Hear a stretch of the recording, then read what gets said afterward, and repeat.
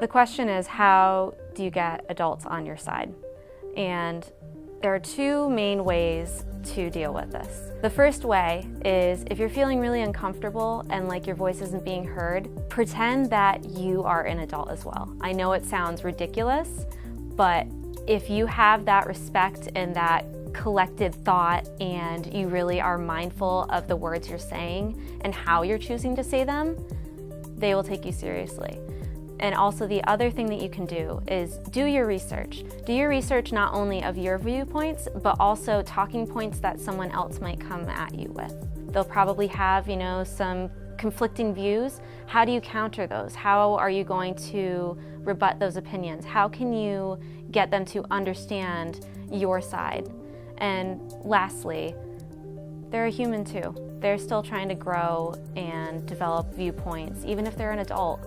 So give them the space that they need to voice their opinion, but also make it a point to give yourself space.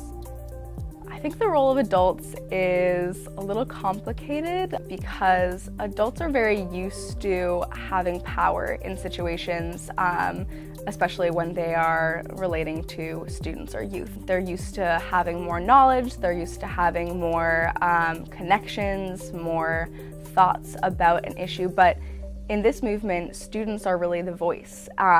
Students are the power and the base of this conversation that we've created. I think that the role of adults is support, and kind of exclusively that.